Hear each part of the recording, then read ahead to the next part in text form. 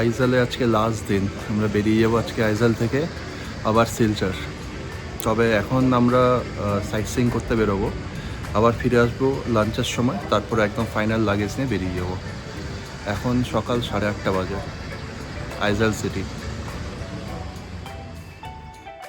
আজকে সকালে ব্রেকফাস্ট আছে হচ্ছে নানপুরি আর হচ্ছে ছোলার ডাল। তো গরম গরম নানপুরি আর ছোলার ডাল দিয়ে ব্রেকফাস্ট করার পরে আমরা বেরোলাম হচ্ছে আইজল সিটিটা একটু ঘুরে দেখতে, কারণ কালকে রোববার ছিল, সেই জন্য পুরো সিটি বন্ধ ছিল।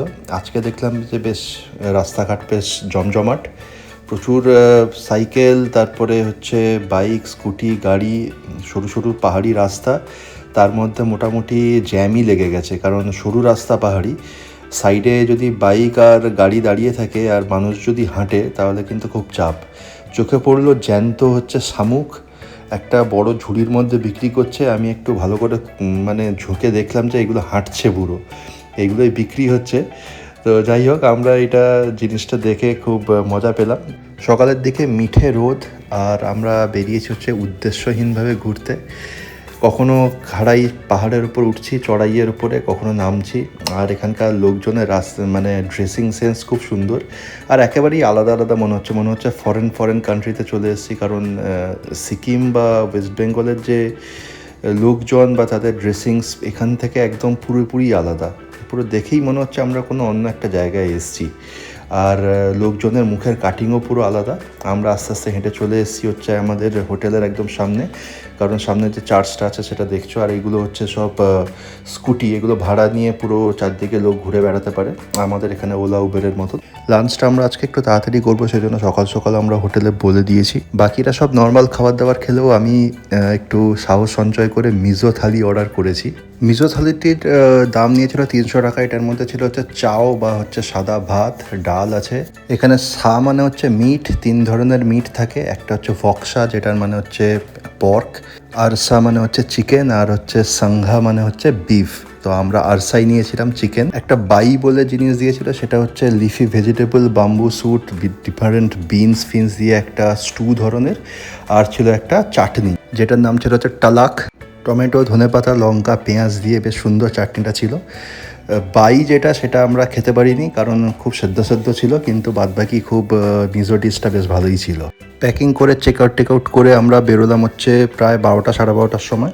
আমরা লাগেজ নিয়েই বেরিয়েছি, একদম ডাইরেক্ট চলে যাব হচ্ছে সাইরাং স্টেশনে সাইট সিইং করতে করতে। তো আমরা এখন প্রথমে যেখানে যাচ্ছি সেটার নাম হচ্ছে লাল সাভুঙ্গা পার্ক।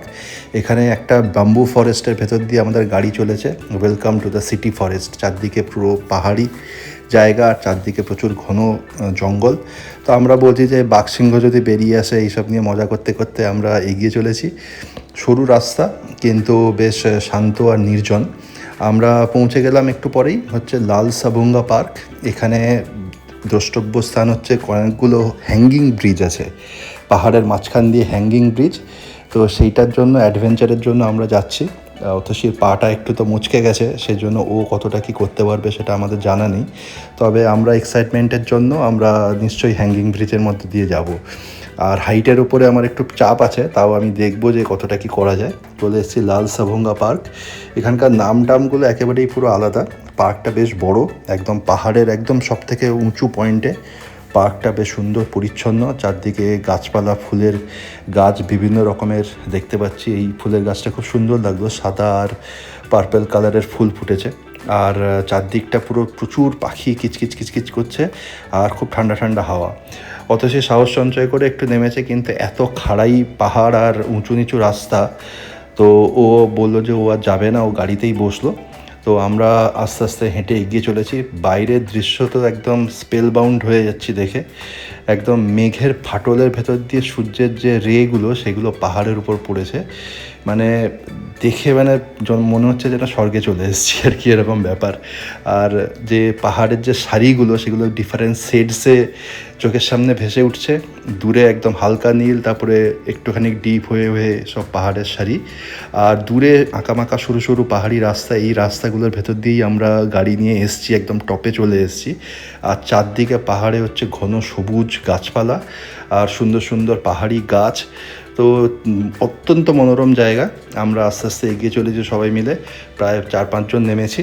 আমাদের এখন গন্তব্যস্থল হচ্ছে হ্যাঙ্গিং ব্রিজ। তো এই হচ্ছে হ্যাঙ্গিং ব্রিজ। ব্রিজের নামটা মানে খুব ফটোমটো, ক্রস তালাং লি। এটার মানে কি আমি জানি না, পুরো মনে হচ্ছে চাইনা ফাইনার মধ্যে চলে এসেছি পুরো। এখানকার চারদিকের মানে দৃশ্য তো সত্যিই খুব সুন্দর, তবে মেন চাপের ব্যাপারটা হচ্ছে ব্রিজটা প্রচণ্ড দুলছে, মানে অনেকটা লম্বা ব্রিজ, নিচটা পুরো একদম খাড়াই, মানে কিছু নেই আর কি, পাহাড়ের পুরো ওপর দিয়ে নিচে খাদ, আর এর উপর দিয়ে আস্তে আস্তে হেঁটে হেঁটে যাচ্ছে সবাই আর দুলছে আর কি। একজন দুজন যদি একটু বেশি তাড়াতাড়ি স্পিডে হাঁটে, পেছনে যে আছে সে পুরো একদম দুলবে পুরো। খুবই ভয় লাগছিল। আমি খুব আস্তে আস্তে রেকর্ড করতে করতে এগিয়ে গেছি, প্রায় 5-7 মিনিট লেগেছে ব্রিজটা ক্রস করার পরে। আমি যে জায়গায় একটা ওয়াচ টাওয়ার মতন ছিল সেখানে আবার পৌঁছে গেছি। এখান থেকে দূরের পুরো আমি ভিউটা তোমাদের দেখাচ্ছি, 360 ডিগ্রি ভিউ, অত্যন্ত সুন্দর লাগছে। সরু সরু ফিতের মতন সব পাহাড়ি রাস্তা, একটু জুম করে দেখালেই দেখছি যে গাড়ি টাড়ি নিচ দিয়ে যাচ্ছে, এই যে দেখতে পাচ্ছ যে ছোটো ছোটো গাড়ি যাচ্ছে, আর চারদিকে পাহাড় খাদ। এখানে বেশ 1.5 ঘন্টার মতন আমরা টাইম স্পেন্ড করলাম, খুব সুন্দর সময় কেটেছে। তারপরে আমরা চলে এলাম আধ ঘন্টা ড্রাইভ করে সোলোমনস টেম্পল। এইখানে আস্তে আস্তে মোটামুটি 4-4:30 বেজে গেছিলো, আর 5টার মধ্যে এদের সব জিনিস বন্ধ হয়ে যায়, টেম্পলও বন্ধ হয়ে যায়। আমাদের হাতে 10 মিনিট সময় ছিল, 10 মিনিটের জন্য আমরা টিকিট কেটে টেম্পলের মধ্যে ঢুকেছি। বিশেষ কিছুই করতে পারিনি, কিন্তু টেম্পলটা বাইরে থেকে দেখেছি, খুব সুন্দর দেখতে। আর যদি একটু হাতে সময় থাকতো তাহলে আরও ভালো করে এখানে ঘোরা যেত। টেম্পলের বাইরে বেশ একটা বড় গার্ডেন আছে, ওখানে সবাই ছবি আর ভিডিও তুলেছে। আর তারপরে টেম্পলের বাইরে একটা ক্যাফে আছে, সেখানে আমরা একটু বিশ্রাম নিচ্ছি, কারণ এখান থেকেই আমরা চলে যাবো হচ্ছে সাইরাং স্টেশনে। সানসেট আর একটু পরেই হবে। এখান থেকে আমরা কফি নিয়েছিলাম, কফিটাও খুব সুন্দর ছিল। এরপর আমরা গাড়ি নিয়ে বেরোলাম সাইরাং স্টেশনের উদ্দেশ্যে। Bye bye. আমার শখ মিটে গেছে, যারা দেখেন ভিডিওটা বলে দিই, পাহাড়ে আমার শখ মিটে গেছে, অনেক কিছু শুকিয়ে গেছে, পরে বলবো। বাকিটাই ইতিহাস। ট্রিপ খতম, ফাইনালি সব নিজের কাজে কাজে ব্যস্ত হয়ে যাও। আমার ছেলে কি বলছে, Aizawl I miss you, bye bye. Aizawl miss you, bye bye. এটা সুন্দর করে বলে দাও। দিয়ে থাকো পাপা দিয়ে থাকো, বলে bye bye. Aizawl I miss you. দেখতে দেখতে আমরা পৌঁছে গেছি সাইরাং স্টেশনে। এখান থেকেই আমরা এসছিলাম হচ্ছে আইজলে। সেই স্টেশনটা দেখে রাতের অন্ধকারে একটু দুঃখ লাগছে, কারণ আমাদের ট্যুরটা শেষ হয়ে গেল। একটুখানি পরেই দেখলাম যে ট্রেনও স্টেশনে চলে এসছে। আধ ঘন্টার মতন ট্রেন এখানে দাঁড়াবে। তো আমরা ট্রেনে খাবার দাবার কিছু কেনার জন্য আমরা আশেপাশের যে স্টলগুলো আছে সেখান থেকে কিছু কিনে নিলাম। ট্রেনে মোটামুটি আমি রেস্ট নিচ্ছি, বেশ 2-3 ঘন্টার জার্নি। ছোটো নুপুও এখানে ভ্যাবলা হয়ে বসে আছে, বাদবাকিরা একটু ট্রেনের বাইরের সামনে এদিক ওদিক গিয়ে একটু হাওয়া খাচ্ছে। তো মোটামুটি ট্রেন 1 ঘন্টার মতন দেরি করেছে। আমরা পৌঁছে গেলাম হচ্ছে কাটাখাল জাংশনে 10:30টার দিকে। তো আমাদের মোটামুটি 1-1.5 ঘন্টা একটু দেরি হয়ে গেছে।